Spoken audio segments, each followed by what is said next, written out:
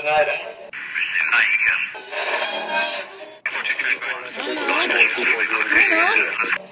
Rhino, is that you? There, I think I got it.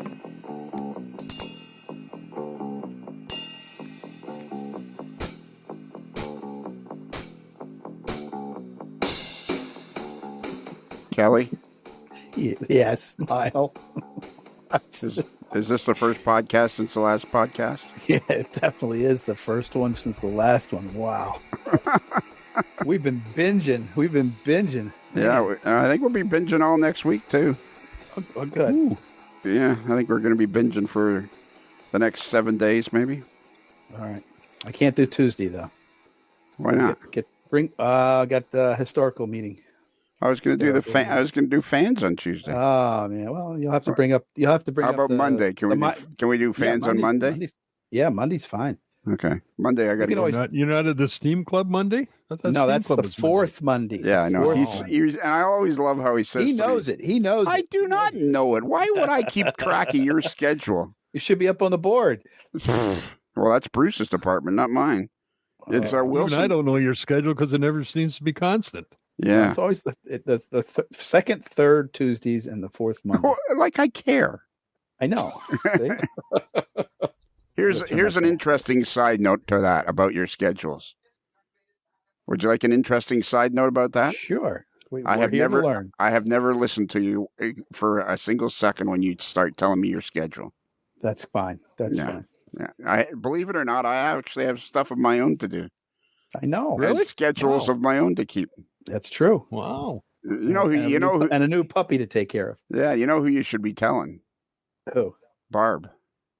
There you go. Barb can take care of it. Barb can tell him. Then that's Barb a great idea. Yeah, and Barb will text me and say, "Kelly's doing it's live steamers tonight." Oh, don't forget, today is the second Tuesday of the month. It's the such and such. Third. Yeah. Is the second Tuesday of the month? Is that the Board of Governors? No, that's the historical side. The Board of Governors are 3:00 in the afternoon, so it doesn't interfere with podcasting. So how often do they meet? Every quarter, every fourth quarter, or every quarter. Yeah, every fourth quarter. Every 3 months. Every 3 months they meet. Is that often enough? It's often enough. And are you you are the board? You're the chairman of the board. No, I'm still a board member. How many times have you been chairman of the board? Twice. And you're coming up for a third term. Coming up for a third term. That was the best thing I ever came up with, I'll tell you. Can you do New York, New York? Start spreading the news. I'm leaving today. I want to be a part of it in New York, New York. This vagabond. So tonight he's not in the studio yet, so don't tell him.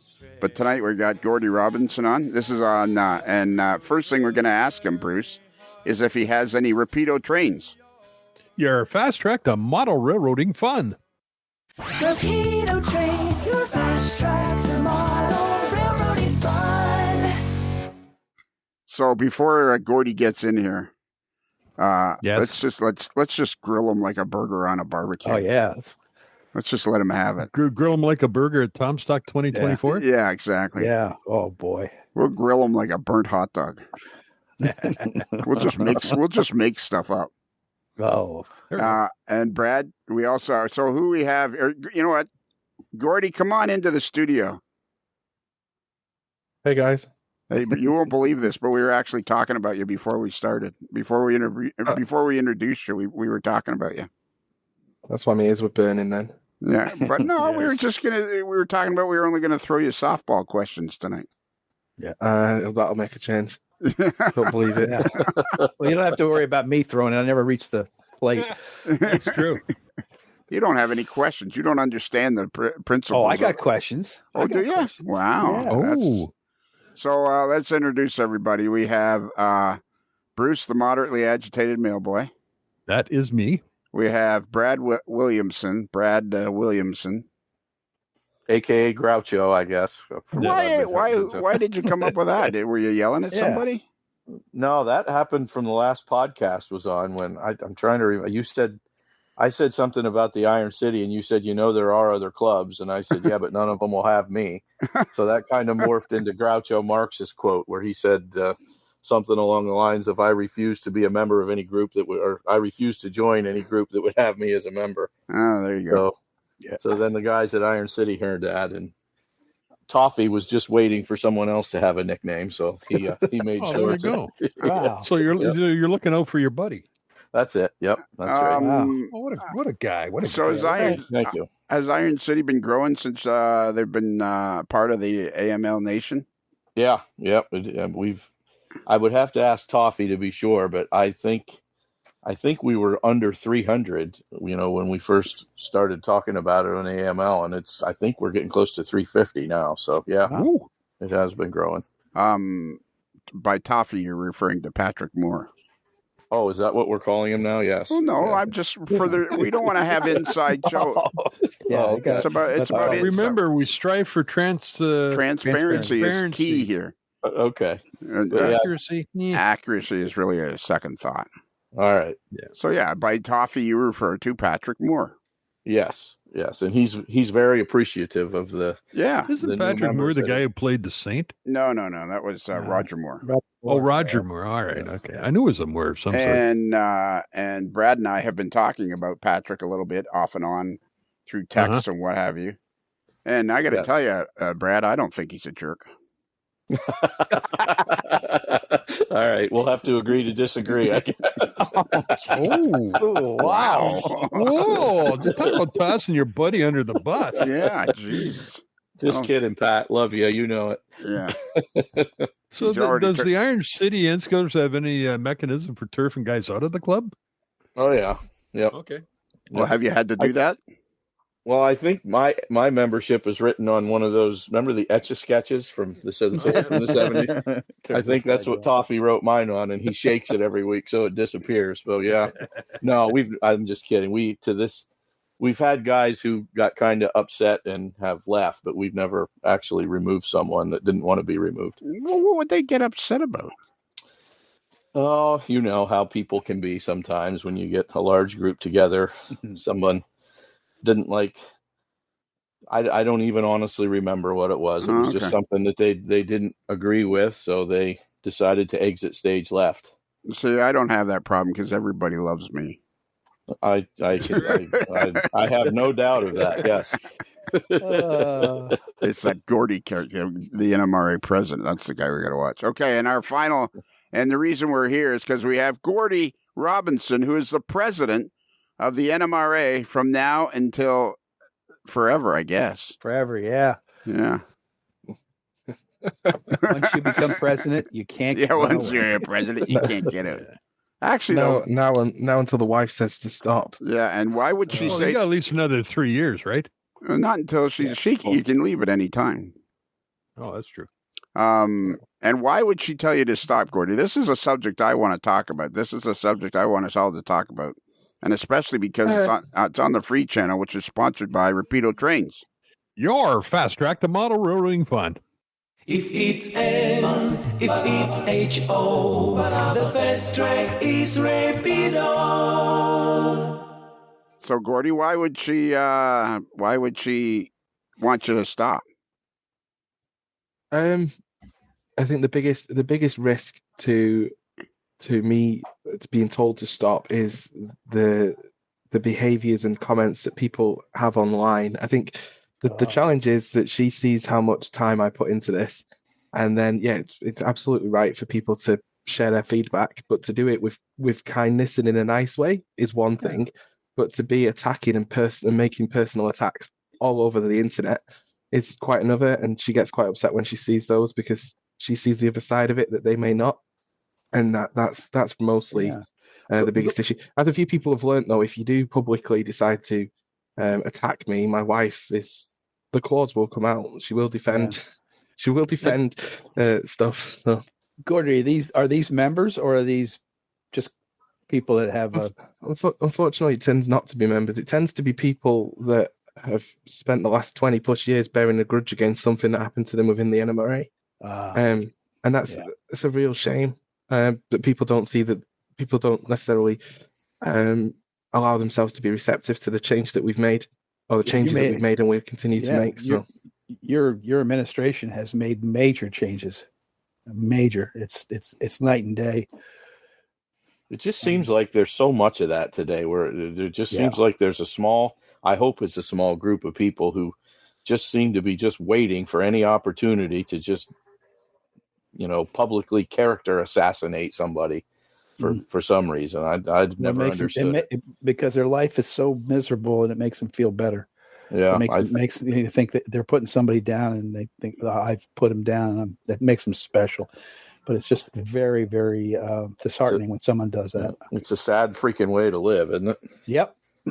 It is. And it's something we gotta, try to stamp out here in model railroading, because the pluses so much outweigh the negatives that, it's like Gordy says, it bothers his wife, and it's like, we just can't have that. There's just no way.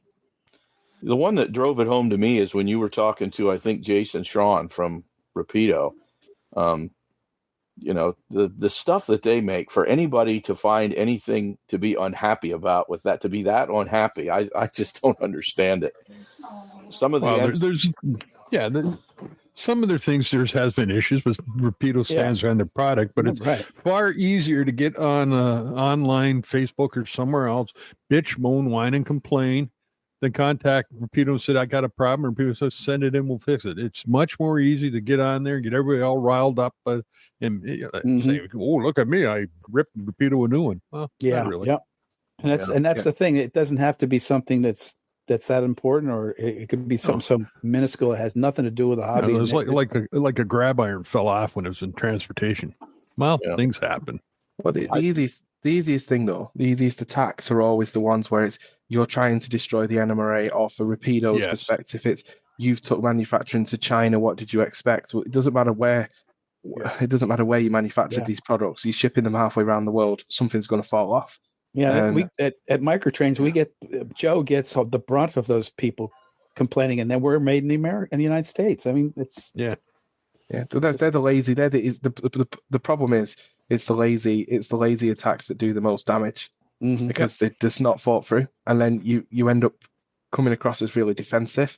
Or the thing for me that annoys me the most, and probably annoys the wife as well, is, other than the fact that most of this is completely unfounded and untrue, it's that you're spending time then having to feel obligated to defend against those attacks, which is time taken away from doing something positive. Because I would rather it's like, what is it? It's easier to smile than it is to frown. It's easier to spend time doing positive stuff and it's much better for your mental health than it is to do time dealing with things that are manifestly untrue, which just takes away all your time.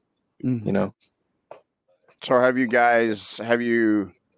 has the board of directors had any discussions of how to moderate this or calm it down, or is it just it's part of life and you're just put up with it? Well, part of it's always going to be part of life. People naturally like to complain. That's generally when they're at their happiest. But we are doing some stuff this year. So I've kicked off an initiative with the board and the national team about leading with kindness, and we want that to go from top down. And that's a whole different mindset of how we give feedback to people, especially for contests and AP. But it's also just how we interact on a day-to-day. Chris Palermo, one of the directors, he's working on a members' code of conduct. He's leading that effort, but everyone's working on that. So the NMRA is in a weird situation because we don't like admitting in the past we didn't like admitting that these things happened. So we've not done a very good job of mitigating them. So we don't have a members code of conduct in the NMRA, which is unusual for a not-for-profit. So we are going to introduce the members code of conduct, which we'll go out to full consultation with, and we'll make sure that members have the opportunity to, tell how they would expect to be treated. But you don't only have to go on the online forums to see message post after post after post after post that people don't want anything to do with the NMRA because of some poor interaction or some poor feedback or some bad comment, and I don't want that for us going forward. So we're going to work on that this year and see where that goes. There are some people that we're not afraid to take action against people that are members who do this, but like I said, it's for the vast majority of people, it's people outside of the tent throwing rocks basically, and they're difficult. That's more difficult to manage. It always is. It always will be. Yeah, and the thing of it is, the NMRA is changing dramatically, and I think people, for me, I mean, this has always been my thought. I've never really expected to get anything from the NMRA. I've always belonged to the NMRA because it's where we all belong. It's the umbrella we live under. It's the way we, it's how we meet each other. So, I mean, I think one thing I would like to say is, like, I don't know if people should need to expect so much from the organization other than being organized. Like there is the Master Model Railroad program, and that's available to everybody. There's conventions that are run under the NMRA banner, which are available to everybody that's a member. There's there's lots of other things you guys are doing now that are available to everybody as a member. I mean, do you really need to be getting something in return other than knowing the fact that you're part of the gang, you're part of the team, you're part of the thing going forward? I mean, Brad, let me just ask Brad. He's a brand new member. What do you think about that statement I just made? Yeah, I agree with you. I think there is too much of that. When you join an organization, you expect to be served, I guess. I don't know. But I've always said for any organization, like ones that I've belonged to, like I've been an officer in our local union, and it just seems like everybody's always like, what have you done for me lately? And I try to tell everybody, it's what have we done for us lately? We're all part of the organization. So if there's something not happening that you want to happen, you're part of it. Get in there and get your hands dirty a little bit rather than complaining about it. But there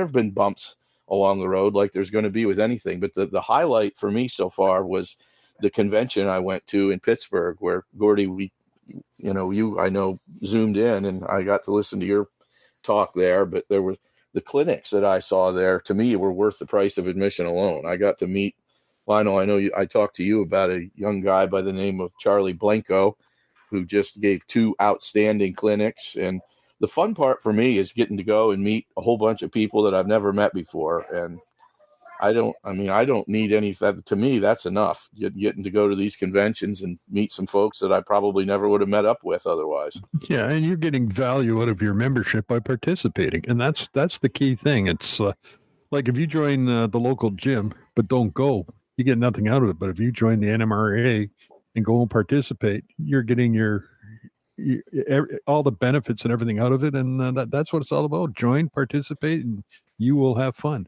I mean, really, you could almost say, I mean, this is my opinion, nobody else's, but I mean, listening to Brad having joined the NMRA and then going to the convention, you could say you get your money's worth by simply going to a convention and partaking. And that wouldn't happen if there wasn't an overseeing organization, if there wasn't an umbrella organization.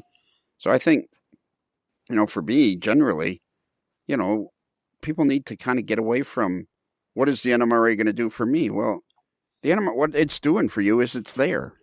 And now there's some sort of organized way that the conventions happen, and there's some sort of organized way that you can become a master model railroader, and that's what you get for it. You don't really need much more than that. And yet, like now, just in recent times, there's a digital magazine that you can access.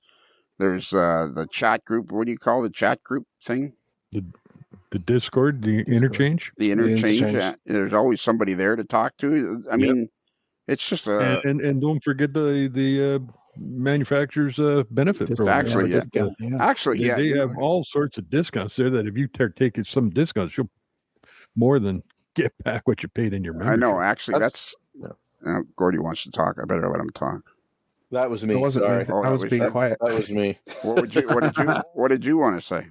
When Bruce brought up about the discounts you can get, I bet you, and I haven't really kept track, but I've used those already, and I bet you I've probably paid for half the cost of my membership just on stuff that I've saved on things that I've ordered from some of those participating manufacturers. But there again, that requires you to do something. If you join and then sit on your hands and say, wait around for somebody else to do it for you, you're probably not going to get much out of it. But to me, it's good to belong to a member-driven organization, because a member-driven organization can respond to the wants and needs of its members. If the governing body did everything, then people would probably be complaining that it was too much of a top-down organizational structure. So, but it does pay to get involved, and I would encourage anybody to get involved in something where you can meet people. I know it's just gotten so much better for me, and we've talked about it before. I spent so many years up here in North Central PA basically on my own, thinking that I was going to be a lone wolf forever. And the people that I've met through various different things that I've decided to actually step out and get involved with has just made the experience so much better. Yeah, it's increased your use, or the, I don't know, what am I trying to say? It's increased your enjoyment of the hobby tenfold. Absolutely has, yes, for sure. I mean, it's like, it sounds to me for you, it's like the hobby has started over again. In a way, it has, yeah. There's just so many things that I'm doing now that I never even dreamed. I thought I would be building this layout and I would be the only one who ever did anything with it. And, maybe some people come over at Christmas time and say, well, let's see some trains run. But it's just turned into so much more than that at this point. It's been fun. You look at this, that's something that we need to talk about a lot, is the member discount thing. I mean, when people are, I think, what does it cost now, Gordy, to be for a year-long membership? In the US, $68. You can chew through that $68 in a pretty short period of time. California Reed's Hobby Shop members receive 10% off most items. There's a list now.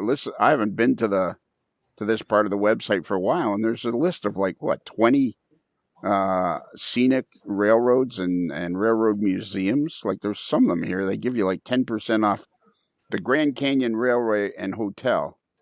Train tickets or hotel rooms or RV park sites are discounted 20% for members. Well, I would imagine a room is probably $150 minimum, so 20% of that would be $30. You don't have to stay for 2 nights, and there's your $60 back. Yeah. There are over 50 NMRA partners on the vendor partnership program. Then, as you say, there's 10 or 20 different museum and attraction discounts. There's numerous local hobby shop discounts. The partnership program discounts are anywhere between 10 and 45% off for members. So, you can buy a airbrush from USA Airbrush Supply, which is basically Badger airbrushes, and you get 45% off. Because you're an NMRA member. 45%. Wow. So if you look at their typical airbrushes, around $100 US, you're paying $55 for it, basically. So wow. You get discounts at N-Scale Architect. So what? Microtrains. It's mad. So what are you guys doing now about member? I think your biggest problem is losing members every year. What are you going to do about membership retention? Well, okay. Well, we'll go on. I'll cover that, but I wanted to come back and answer the previous question as well. But what was the previous question? About how people's views on the NMRA and what the NMRA does for the hobby. Oh, okay. I don't think that was a question directed to you, was it? No, it just was more of a general thing. Okay, so two quick points. Hang on a minute. Let me try a hypothetical here. So let's just say, hypothetically, this is only hypothetically. Let's say Bruce became a member of the board as the North American director at large. And you guys are having your annual meeting where everybody gets free trips and stay in the best hotels, and you get the free rental cars. And no, that's not true. But yeah, go ahead. Free massages. Definitely not, unless you get another model railroader to give it to you. And he's sitting in the meeting, and he makes a comment. Do you take every comment as a question? Yeah. Oh, okay. All right, go ahead. You have to. So I think just the couple of things that we didn't touch on just there that are important is that the NMRA's role within the hobby And I think a lot of people forget how much the NMRA does in the hobby that we don't tell anyone about. So, for example, RPM, a significant number, and not all, before the people get pitchforks out, but a significant number of RPM meets, the NMRA actually sponsors them and provides insurance. There's a big meeting of the N-Scale Free-Mo community in Evanston, Wyoming next year. The NMRA is sponsoring that event and providing insurance. We're not asking for anything in return. We're just doing it because it's the right thing to do. And it's just us supporting the hobby for people, because we don't see there's not an us and them with the NMRA. Maybe there was in the past, but at the national top table, we talk about the NMRA as family.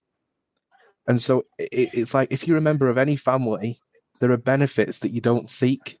If you don't seek the benefits should come. As long as that's a supporting and loving family, a caveat, I suppose. But the benefits of being in the family come naturally. And that's what Brad is experiencing there, is it's experiencing being part of the family. People look out for each other. They support each other. There's not many organizations like that in the world. And if you're a lone wolf, you can be a lone wolf. But it's a lot nicer to be in with, in a supportive relationship with people. And that's what we're trying to foster at the NMRA. So it's just a different way of looking at what the NMRA is and what it does. And once you start looking at it from that perspective, it all starts to make a bit more sense, I think. Yeah, like the NMRA is the classic example of that great quote. Ask not what the NMRA can do for you. Ask what you can do for the NMRA. Mm-hmm. That's basically it. The more people get involved, the better it is. That's the way it is. And I just think, you've got an uphill climb because of things that have happened in the past. Not that things were. It was more of like you say, an us against them kind of a mindset. And you go back far enough in every family, there's always somebody that went out to get the milk and never came back. Yeah. But you don't keep calling, you don't keep talking about great granddad such and such, do you, for the rest of the family days? You move on, and people need to do that. Yeah. And then unfortunately, a lot of the ones whinging and whining are, well, something happened to my dad in '82. He went to a division meeting and they totally ignored it. So I wouldn't want to belong to that because they're mean to everybody. Mm-hmm. Yeah, that was 40 years ago, people. Come on. And the classic comment, here's a classic comment that was posted on Model Railroad Hobbyists Forum.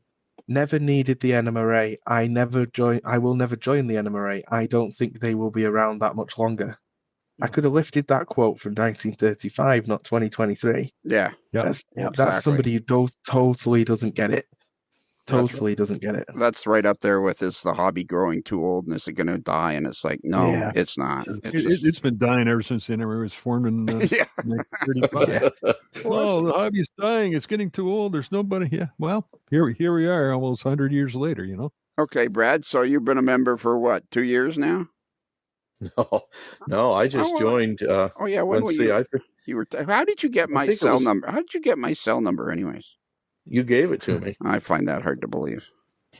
Well, if you think I'm smart enough to get it without you give it to me, I got bad news for you. More important question, Lionel, is he butt dialed you yet? No, I knew this was coming. That's Kelly that does that. Yeah. I put Brad with the number, and he took it from there. There you go. See, Brad, you got to think these things up. The blame, Yes. Yep. I do have to. It's all your butt's fault. Yeah. I think I just joined this year. I think you did. Yes. Yeah. You and Tom remember when it was. Yeah. I haven't. It hasn't been a full year yet for me. So, when it comes time for renewal, would you find it easier if it was just an automatic renewal, or would you prefer that you got to go through the process and fill out and blah blah blah blah? Like, I would prefer just an automatic renewal myself. I could go either way, and I like the fact that anything that I join that I have to, actually be cognizant of rejoining again, just because I've had memberships to some things that I forgot about and stopped using, and then all of a sudden I get charged for them. But that neither way would be a deal breaker for me. I could go either way with that. rule one, Gordy rule one, don't stop doing what people are using. So we won't be taking away the current process, which I don't particularly like, where people are mailing checks in, but we will be introducing automatic payments. We're working on the how just now. We've accepted that that's something that we want. I'm hoping that we'll have it in place by the 1st of April next year. And we will potentially then be able to also offer a monthly option. So you'll sign up for a year, but you'll pay it monthly. And then what will happen, because it's auto payments, is it'll just automatically take the payment every year, and it'll automatically take the payment every month until you tell us to stop. So I think that'll help significantly with people remembering to keep their membership, because there's so many people that forget, and then 2 months later go to do something and go, hang on, I can't get into the website anymore to get my discount code, and go and renew. So yeah, it is an issue that we have.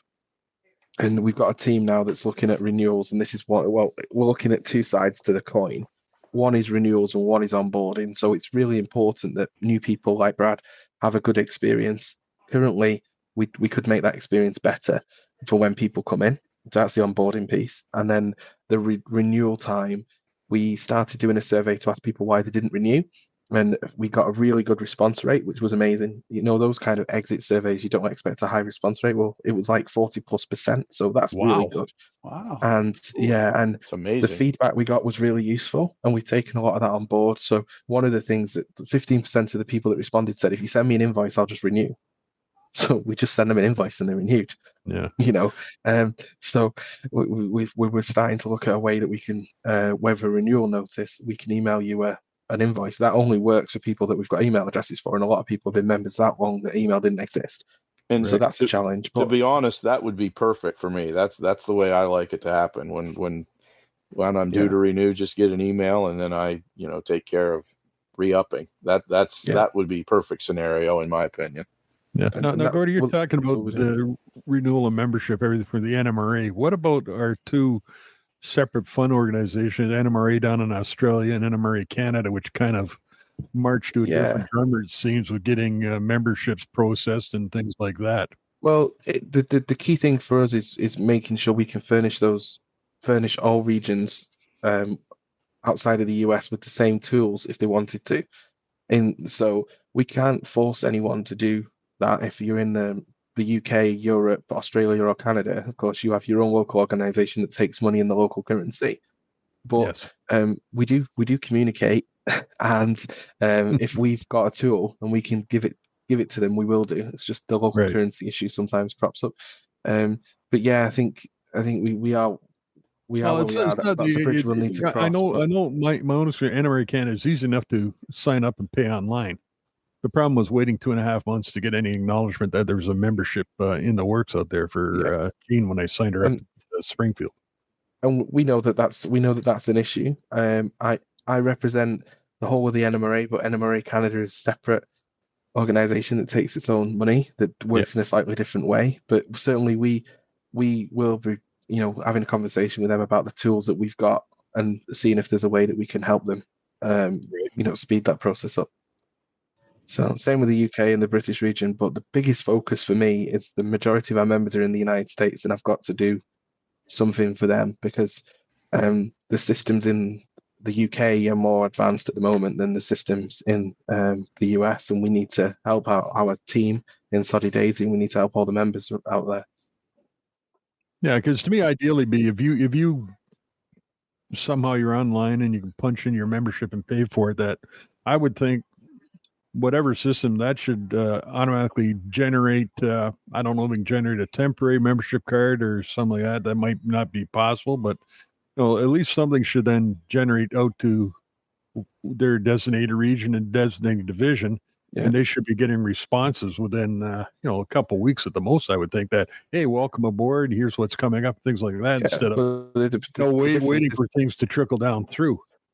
But the difference is that NMRA Canada works on volunteers, and NMRA in the US has a paid team of people to do that. So, and we weren't, we're not perfect either. We have some things that we do that's mean the process is slow for us to sometimes get membership cards out. For example, we bulk mail, so that means we hold a membership card until we've got a certain number of letters to go out, and we'll put them all out at the same time because it saves us quite a lot of money. But we have implemented an email that goes out to say welcome to the NMRA. And what we'll start to do is a membership card's important to people, but I think it's much more important that we have that personal touch as soon as possible in that onboarding journey. Yes, and so we're gonna run a trial of what we call in onboarding meetings, which will be online meetings that new members will be invited to, or people that are re-upping after a few years of being out the NMRA, because so much has changed in 2 years. And through that onboard session that people will be invited to, and we'll keep inviting them until they tell us they don't want to come or they attend, we'll go through making sure they know where the partnership benefits are. We'll go through getting them onto the interchange. We'll go through the digital magazine. So we're making sure that people are engaging with all those benefits. We'll answer any questions that they've got. We'll make sure that they have got links in with their local division if there's an active local division in their area. Because we can't be active everywhere. We accept that we're not, but that'll improve that experience. It sounds like Brad's got a good group of modelers around him that are able to go, hey, come to our convention, and when is you at the convention? And that that's a great experience. But if you're out in Churchill, Manitoba, the likelihood is you're not going to get that same experience. And I need to, we need to make sure that we do have some consistency. But on the plus side, you can go see polar bears relatively easy. When somebody joins, typically, and we'll look at the U.S. When they join until they get a membership card, what kind of a time period typically we're looking at?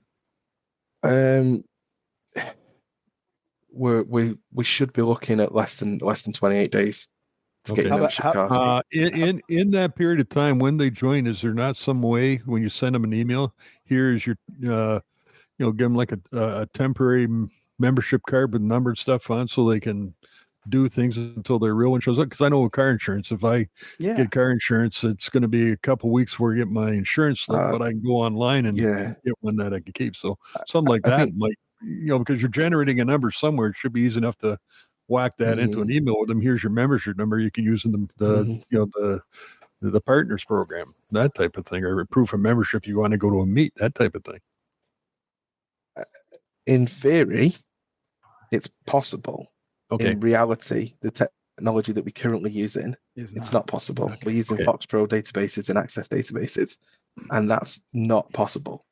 And so we have a couple of things that I've done very recently is I have set up a presidential committee for digital transformation, and that's not digital transformation in model railroad, and that's digital transformation of the NMRA's operational functions.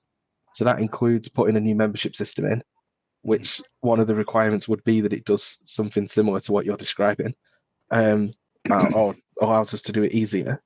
It potentially will enable other digital technologies such as digital membership cards, because I really genuinely think we should have a digital membership card that's in your phone. It's on your phone wallet that you can use to identify yourself as a member and also use it for online discounts.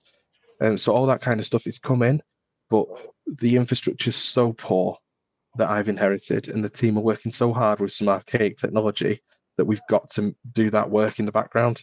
But it is happening, and we've done a lot of recruiting of new volunteers in the last 2 years, because none of this happens without volunteers. I think people think that the NMRA's got an army of people and spends a fortune of money, and we don't, because we just don't have the people. So we've got 4 paid members of staff or contractors, and that's it. Everybody else is a volunteer almost. So we're working on people working around family, jobs, and their own model railroading time. So these things do take a little bit longer, but certainly we've done more in 2 years than have been done for a long time, and we've accelerated the pace of change. So if people want to see things change quicker, that's why we're asking for volunteers. It's not an attempt to fob off someone's idea. It literally is. If you want to see change at pace, we need people to help do it. But it is coming, and so you will see that, Bruce, definitely. I can't give you a timeline on it because, as I said, that committee is about a month old now. It's not even a month old. So it's going to take time, but they're going to spend the next 2 to 3 months gathering all the requirements of what we must have, what would be nice to have, what it could do, what it should do. And we'll put all that together and then start looking at systems. So, Gordy, on membership, how is that going? Last time we talked to you, you were excited about the fact that it had increased a little bit because of the new program and everything. So at the end of last month, we were at 15,335 members worldwide. which is not where I want it to be. Mm-hmm. That's down a little bit from when I started, or it's about the same. I can't remember. I'd have to just have a check actually. It's about where we were when I joined, when I became the president. So that's positive though, because what that means is we've reduced the decline, as opposed to we were having 2 to 5% decline year on year, and so we kind of at a point potentially where we're stabilizing that decline, and people are dying. Mm-hmm. 200 people who were life members died last year, and no matter what I do, they don't renew. So you're taking 200 out every year, no matter what now, and you've got to put people back in to replace those people. Mm-hmm. And you also have other people who are not life members who pass away, and you can't get them. And there's other people that step out from the hobby. So we're in a situation where we've recruited about 1,000 people a year. We lose about 1,200. That's how it's been for years. Or that kind of, you recruit 1,000 people a year. Yeah. That sounds like an incredible number for an organization that only has 15,000 members. Yeah, exactly. You think all that effort that's going into that, and then we drop the ball. We drop the ball. So that's hence why the onboarding is important. But I think automatic renewal or auto payment is so much more important. I mean, we have the ability to turn around to people and say, look, isn't it $7 a month? Just cut one Starbucks out. Yeah. Cut one taco night out a month, and you've got, but not even one taco night, one taco for your lunch or something, one breakfast burrito a month out, you've got your membership. So yeah, $7 a month or $5 a month. It's you don't think anything of that, right? Go ahead. I was just going to say, if we were able to grow, if we were able to grow the NMRA by 10,000 members, which is entirely possible, the membership fee would come down significantly. I truly believe that you could grow the membership by 10,000. I mean, do we know at the height of what was the highest membership number that the NMRA ever had? The highest one that I've got is 28,990, but I think it was about 32,000 at one point. That's probably its peak. Yeah, but the stats I've got only go back to 1992, and it's amazing. Like Joe Fugate, people ask Joe Fugate what did he think killed the NMRA, and he turns around and says the internet, and it's right. If you look then from 1995, nobody was joining. Everyone stopped joining the NMRA, and people. So it's not a millennial issue. It was an internet issue, and the age of membership, average age of the NMRA's membership, just went up 1 year at a time since 1995. So inevitably, you were losing hundreds of people from natural causes every year, and it was getting more and more and more. So yeah, we got to turn that around. But the internet killed a lot of things. But for businesses that were run well, the internet was nothing but an enhancement to their end. Absolutely. To their end product. And I mean, that's where, I think the NMRA could easily return to 30,000 members. And not just based on cost. I mean, number one thing I would do is the automatic renewal is a no-brainer. We won't be looking for returning to 30,000 members. I think we could be at 150,000 members by the end of the next decade. I think we could too. I think you really could. I mean, I don't think it's an impossible thing to do at all. I mean, I think it's just a matter of look how many people. I know there's a lot of people that have joined just listening to this podcast because we talk about it in a positive way. I mean, granted, now that Brad's a member, that's going to have some sort of an effect over the future. But sorry about that, Gordy. Nothing to be sorry. I'm glad you're part of the family. It was interesting in Grapevine last week in our national convention. How many people were there for the first time, and they weren't necessarily new NMRA members, but the Stark brothers, for example, were there, and just how much they enjoyed feeling part of what was going on and the events and activities. And you can't get that you just don't get that anywhere else. I mean, the energy and the power of what we're all trying to do together, and it's very, very motivating to get back down in the basement. David Stark was telling me he just had a ball, and even though he did lose his wallet, David didn't need it though, did he? Yeah, he did, but he got it back. I'll tell you, I never felt so bad not being in an event, getting a text. I got a text from him on the Saturday saying I lost my wallet, and I was so disappointed and so disappointed for him that I was like, kind of ruined the next 2 days. And I kept thinking, I'm racking my brain because David Starr is a friend of mine, and I'm racking my brain trying to think, how can I help? How can I help? How can I help? And I couldn't come up with anything because I knew he had, he was, and then on Monday, I'm trying to send him text to cheer him up and stuff, and I sent him a text, and he says, I'm on my way down to whatever place it was on the light rail to pick up his wallet because somebody had found it. He'd left it on the light rail, and he changed. Oh wow! Turned the whole, and he gave his tour trips to our buddy John Gardner, aka G4, aka Notch 11. yeah. And so I mean, great. Yeah. So I can feel his pain on that lost wallet thing. Yeah, but a significant number of us offered to help him out. I'm sure they did. And you would expect, and we all said your wallet will come back with the cash in it, exactly as you were. And David was like, no, it'll be torn in half and thrown in the trash. And we were like, this is Texas, that won't happen. And he's got his wallet back with all the money still in it, all the cash, all the cards, exactly as it was. My son says, and I agree with him, I'd rather lose my wallet than my phone. So let's talk about then. You were saying something there. It must be just agonizing for you trying to, because I bet you around every corner, under every rock, there's something that's not going right. Like like we keep going back to this. You join and you don't get anything, and that just sounds like endless minutia to me. Like, I mean, I know that people should get made aware that their membership has been received, and they're going to blah blah blah. Yeah. But the problem is you're trying to clean up. Like after I would say 1985, 1990, somewhere in there, mm-hmm. The NMRA became kind of this closed club with the board of directors really completely disconnected from. Go ahead. I don't know if that's that's fair, that's my opinion. I think it's valid. I don't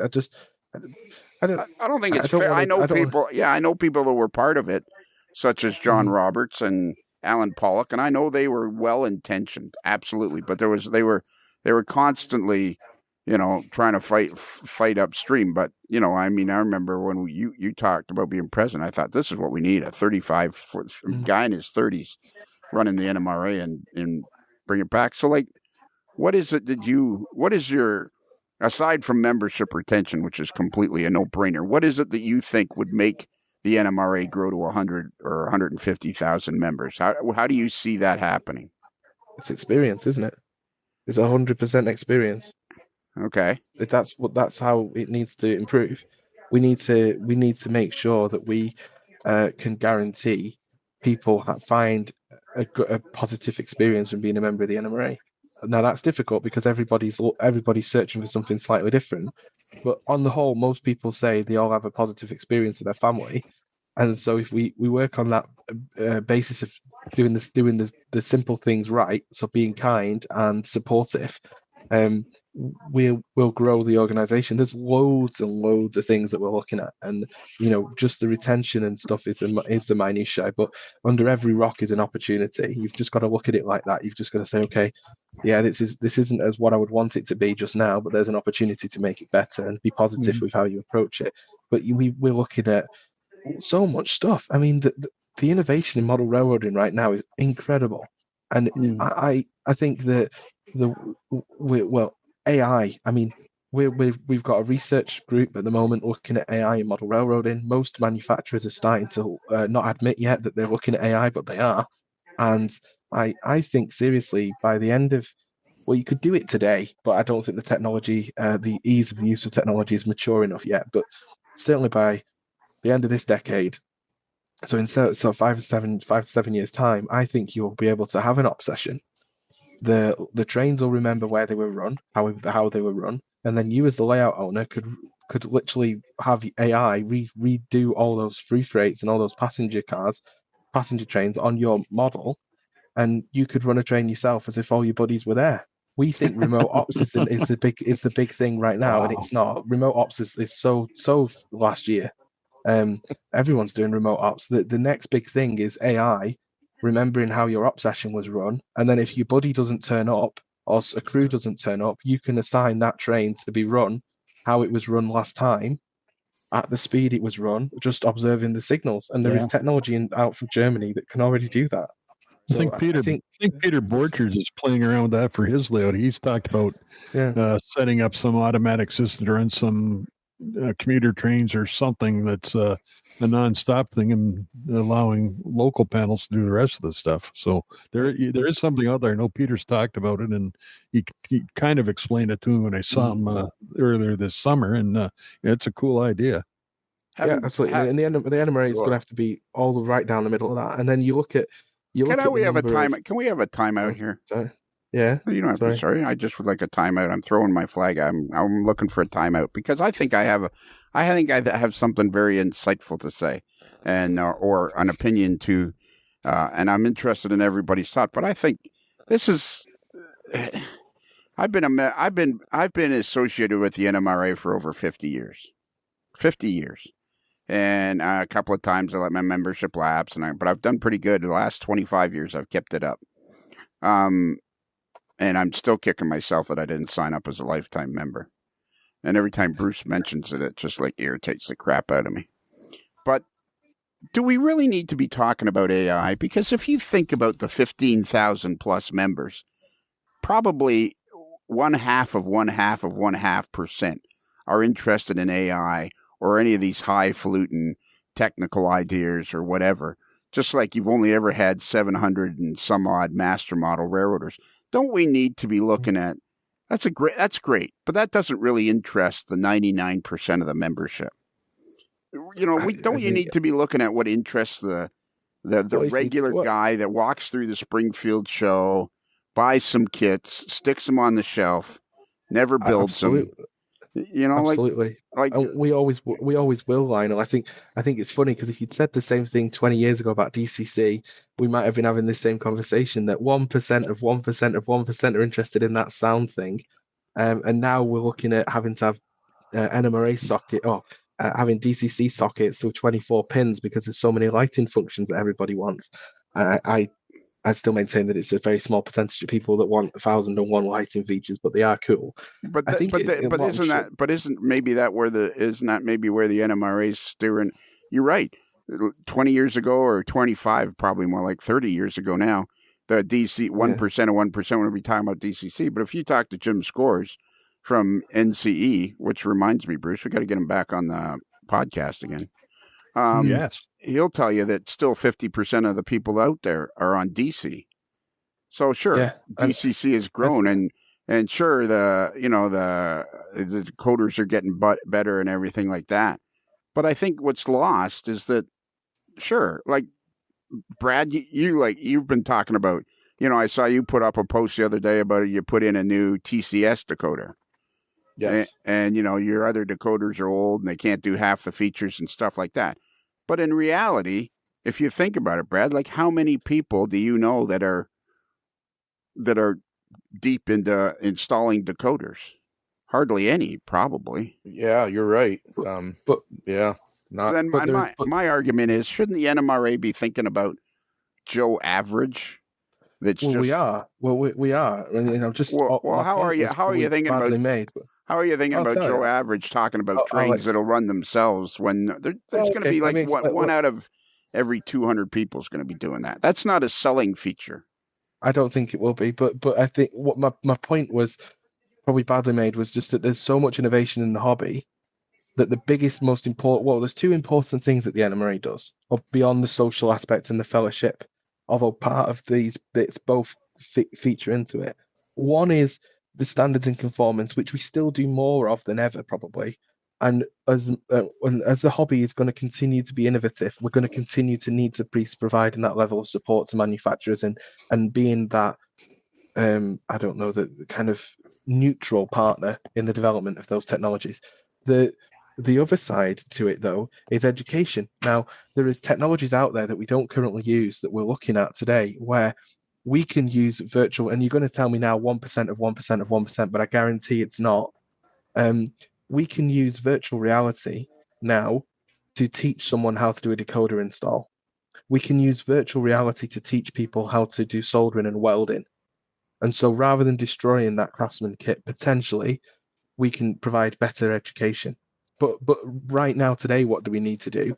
Rather than what do we need to do in the future? Right now, today, we need to be providing easier access to that technology and easier access to, to education, so that somebody like Brad that tries to put his TCS decoder in and struggles has the ability to, take part in some mentorship or some kind of training. And we're looking at that right now. So we've got a team doing research in what's going to be the technologies of the future to provide education. Although those technologies exist today, so it's more how do we use these technologies and make sure they are the future of how we do education. But then also, how does the NMRA be more supportive to people? So how do we provide education? And that's coming. And I keep saying we've got this education program coming. It's just a case of having the resources and the people to do it. And there's some more foundational stuff we need to do first. But I think that's where that's the route that we're going. I also think beyond that, it's really important that the NMRA starts to be recognized as the kind of overarching church into which we all are, which is model railroaders. So we've done a significant amount of work to go out there and to remind people that we don't care what scale you're modeling, we don't care what prototype you're modeling, and that's unique to the NMRA. And so we've done a lot of work with the NRail community, which is one of our special interest groups. We've and we've got those guys working with the ops community, providing the ops roadshow layout at the National Convention, a huge Fremo layout that was 10 scale miles long. We're working with them next year on Evanston, which is going to be an event up in Evanston, Wyoming, which is going to be 1,800 feet long. And we brought those two groups together and said, hey guys, you both coexist without knowing each other, so let's work together. We've just set up a modular standards group, not to have modular standards be dictated by the NMRA, but so that we can ensure that the people that are writing the standards for Fremo HO, Fremo N, NTRAC, whatever, insert name of scale and modular standard, can work with our DCC groups to make sure that and our other electronics and mechanical conformance groups to make sure that those new innovations and technologies are being reflected appropriately in the standards, so that people don't turn around and go, hey, I want to do this, but I'm blocked from doing it. So that's a really important thing that we do. Gordy, and Gordy, I think I'm going to insult you. That's fine. Go on, insult me. Well, I don't know if this is going to sound like an insult. I think this sounds like an insult to me in my head, but I think that's how I can make my point. You are like one of the best things that's ever happened to the NMRA, ever. Yeah, like literally ever. You're one of the best things that ever happened to the NMRA. Yep.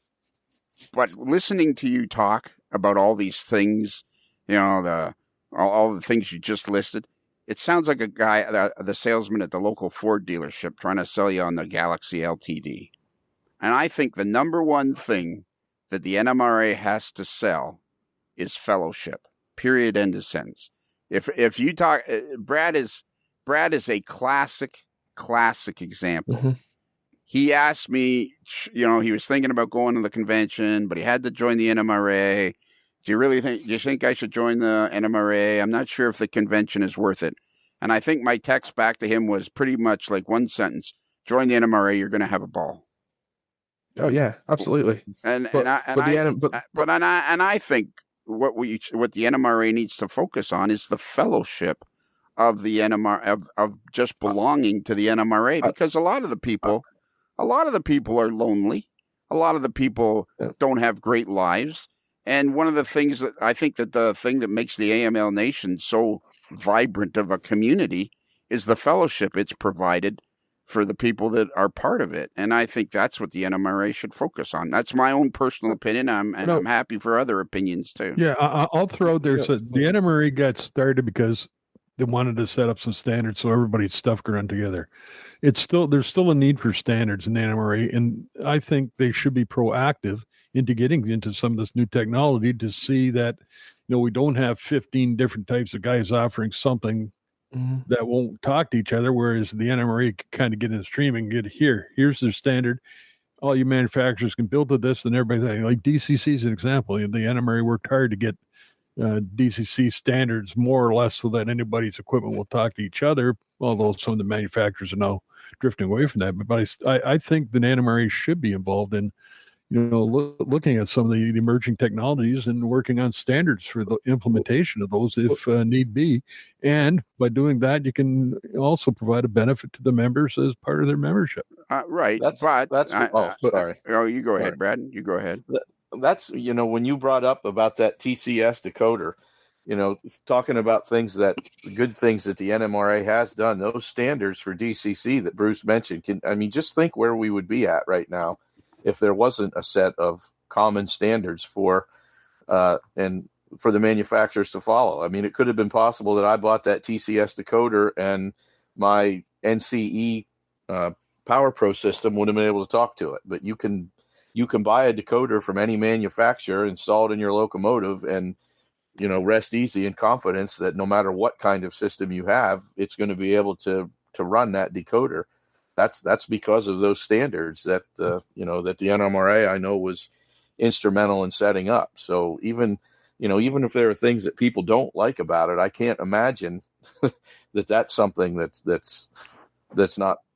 Yeah, and a few years ago, I'm not sure how many, the NMRA was involved in a big legal case against the manufacturers of trying to trademark and patent DCC systems that have been in the public for years. And, thankfully, they were successful to keep the technology out of the patent and line of things, and everybody paying royalties and things like that. And so they have fought hard for DCC to keep it for everybody. Yeah, but that's like the point I'm trying to make is nobody gives a shit. Nobody cares. They do. No, they don't. Yeah, sure they do. If you went out and all of a sudden your Digitrax decoder, you bought them, but it wouldn't talk to Bob's DCC system or Fred's, then you got a mishmash of all sorts of crap, and nobody can do. Well, I'm going to run my trains today, but you can't use your throttle because it doesn't talk to mine. The standards are there, and because the standards are there, it's enjoyment and a benefit to everybody, NMRA members and everybody else in model railroad. But that's not how you don't sell a Ford. You don't sell a Ford Mustang by telling them how the guys went out and they tested different A-frames, and they found that the A-frame with a 3/8 diameter worked far better than one with a 7/8 diameter. It's all they care the final product works, and that's what the NMRA did. They made sure the final product is working. But the people that sell it on it. So you sell it on experience, and if the wheels fall off as you go around the first corner, no, you're not going to sell a second one, are you? And I'm sorry that list feels like a sales list, but everything that I've just talked about is all about exactly what your point is, which is fellowship, and it's about making sure that people can enjoy that without everything falling off the track, and it's all important, but it's all the stuff, but it's not necessarily value, and I understand that. But the flip side of it, and why we're working in such a broad church, is because we want everyone to see the NMRA as something that they've got a piece of the cake in, or a piece of this, a stake in some way, because the NMRA recognizes their niche. And that's not something that we've done. We became very HO-centric. We became very, not supportive of some of the other scales. Now the S scale has phoned us up last year or earlier this year and said we need help with a standards gauge, and we just said, okay, we'll make you one. So we've made them a standards gauge, and now the conversation's not the NMRA doesn't do anything for S scale. It's what more could S scale and how could NMRA and the S scale association work closer together to provide stuff for people that have that interest. And that's where we need to be so that we can be that broad church. Nobody cares. The people in that scale care. If you turned up, if you're going to the NMRA, if you're going to try to sell the NMRA by telling them you developed a standards gauge for S gauge, nobody cares. What they care about is fellowship. I bet you a lot of the S-scalers care about that. And go ahead. You guys, you know what? You guys go ahead and flog standards and all the things you do behind the scenes for the next 10 years. And 10 years from now, your membership will be 17,500. If you don't if you don't concentrate on the fellowship, which is the number one thing that you get from being a model railroader, it's the camaraderie and the fellowship. If you don't concentrate 90% on selling that, the NMRA will never grow. And if you play it back, that's what I led with. The first thing I led with was making sure that the organization is supportive and being kind to everyone. That was my opening line. That's tying into the fellowship stuff. It's important that people recognize, though, when that they're going to be accepted by that organization, that they can feel safe and secure within that organization in order for there to be positive fellowship for everyone. And so it is important, all these things that we do, but they're not the number one thing. And you're absolutely right. The number one thing that we do is provide that family, that fellowship, and that support. And we need to get better at doing that. And the technologies can help us. The new input, new improvements of how we deliver stuff will help us. It's not something that we go out and sell. We talk about it here, but we're not going out and sell. I didn't come here tonight to come and sell the NMRA. But that's what we do. I don't need to do that. Well, no, I don't need to do that, though. I recruit 1,000 people a year. Yeah. What I need to do is understand why I lose 1,000 people a year. Well, I don't have a problem with recruitment. I have a problem with the experience that people have when they get through the door. Ultimately, that's the problem that I have, and that's what we need to fix. And there's multiple things that we need to do there, but the most important one is to make people feel a stronger bond to the family. Yes. Yeah, because they feel that they're supported, they feel that they're listened to, and they feel that no matter how insignificant or how minuscule their problem may be, or their issue or concern may be to the vast majority of people, they still get listened to, they still get heard, and they get supported to just get whatever that is done. Well, that's what we've got to do. Yeah. Let me throw a question at you, Gordy. We often talk about the divisions being where the rubber meets the road for the NMRA. There's some efforts being made to help improve that experience at the divisional level, but what more is coming from the national to help the divisions really is where the NMRA meets its membership. I know right now they've got you can get $200 for a meet. Well, $200 may cover the rental of a space for one meeting, but what else is being done to help improve the members' experience at the division level? So one of the most important things that we're going to do next year is we're going to launch, and this is kind of an exclusive, I'm telling you now, right? We are all working on, the NMRAX team is working on a model railroading leadership summit, and we're going to get some external speakers in from industry outside of model railroading, potentially, to come and talk about how we can do things better, or things that we could consider that would make things better to improve that experience. How to lead with kindness, how to give feedback with kindness, how to organize things, how to simplify doing the accounts, how to not turn every meeting into a business meeting. And we've never done that before. So we'll be doing that. A lot of people will say, what the heck's that got to do with me running trains? And it doesn't. But if you're interested in running a division, it's really important that we provide people with that consistent sort of training and professional development. So we're going to be doing that. There's also the Division Success Kit we're looking at, which has got loads and loads of tools of how to run a train show, how to navigate through NMRA insurance, how to ensure that we provide support to local events and local groups of specialist interests, so like local modular groups or whatever. So it's the NMRA that's supporting those groups. So that they get the recognition that they deserve in the local community. So we've got a lot of tools coming down the road. The biggest one, though, is that leadership summit, and we're looking at how we can improve access at local level to membership information, so that people can make sure that they reach out and contact members, so that people get that personal experience from their local division. But it's ultimately there's 160 divisions in the NMRA. I think 165, 150 of them are in North America. And it's very, very difficult to make sure that you've got consistency for all, because just the geography, the age demographics, the size of that division means that it can be different. So we are also in parallel with that working on the ability for us to provide some national baseline levels of experience. So that's a national convention, national train show. There's talk about potentially additional stuff we could do nationally. There's the interchange, all those kind of stuff as well. It all ties together. But I think it is where the divisions are really, really, really important, and it's very frustrating if you're in an area where a division's not very active or could never be as active as it wants to be because of its geography. So that's what we're doing. And just finally, that $200 point, that was $50. We increased it to $200 last year. If you spend that $200, which is called a retention fund, It's a match fund for a division event. If you spend that $200 on renting a room, you're not using it for what it's there for. The best divisions that have used that money have used it for other purposes. I'm going to be rude again. But that's okay. That's what we do here on the podcast. We're trying to $200. Like, are you kidding me? Like, what are you going to do with $200 nowadays? Nothing. Oh, I can give you some you can't even. Well, it's barely enough to buy groceries for a family of 4 for a week. And the NMRA, that's part of the problem. The NMRA, you get on here and you're telling us that, it was $50 and now we're giving you $200.